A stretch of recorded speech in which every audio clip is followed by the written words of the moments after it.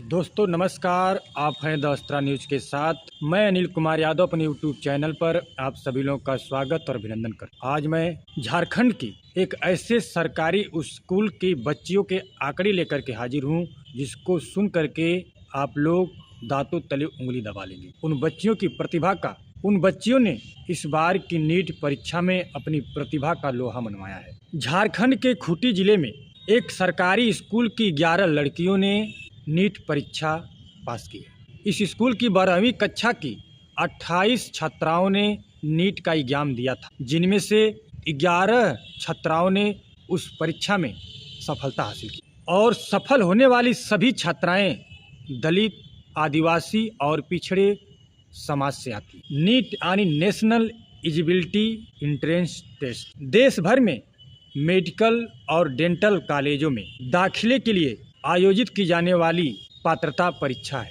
इसे पास करने के बाद छात्र या छात्रा MBBS और BDS की पढ़ाई करते हैं और इस परीक्षा को पास करने के बाद MBBS और BDS जैसे कोर्सों में एडमिशन लेने के योग्य माने जाते हैं। दूर दराज के एक सरकारी स्कूल में इतनी बड़ी संख्या में छात्राओं का नीट परीक्षा को पास करना चर्चा का विषय बन गया है। लेकिन इन्हीं में से कुछ छात्राओं ने कहा है कि जितनी नीट परीक्षा पास होने की खुशी है, वहीं दुख भी है। हालांकि कई छात्राओं ने परीक्षा पास करने की खुशी जताई है, वहीं उन्हें दुख भी है कि अब उनके सामने मेडिकल कोर्स की फीस भरने की समस्या आकर के खड़ी हो गई है, क्योंकि सभी बच्चियां दलित, आदिवासी और पिछड़े समुदाय से आती हैं और काफ़ी गरीब परिवार से हैं। उन बच्चियों के सामने एडमिशन के समय फीस भरने का संकट खड़ा हो गया है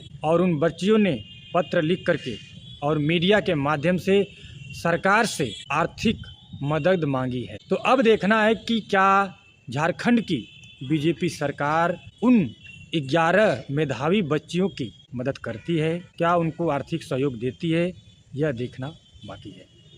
लेकिन ये सभी बच्चियां खुशी तो इस बात की है और गर्व इस बात का करना चाहिए कि जहां सरकारें सरकारी विद्यालयों को ख़त्म करने की कगार पर पहुंच गई हैं, वहीं एक ही स्कूल से 28 छात्राओं में से 11 छात्राओं ने नीट की परीक्षा पास करके सरकार के मुंह पे तमाचा मारा है। अगर सरकार चाहे तो सरकारी स्कूलों के बच्चे भी अच्छे परीक्षाओं को उत्तीर्ण करके अपने परिवार, अपने माता पिता और देश का सम्मान बढ़ा सकते हैं। लेकिन सरकार अपने ही राज्यों के, देश के सरकारी स्कूलों पर ध्यान नहीं देती है, बल्कि उनके निजीकरण पर ध्यान दे रही है। यह गरीब तबके के लोगों के लिए काफ़ी दुखदायक है, क्योंकि गरीबों के सामने आर्थिक समस्या सदैव बनी रहती है। तो दोस्तों, अगर यह जानकारी आप सभी लोगों को अच्छी लगी हो तो प्लीज़ मेरे YouTube चैनल को लाइक कीजिए, सब्सक्राइब कीजिए और कमेंट करके अपने सुझाव दीजिए।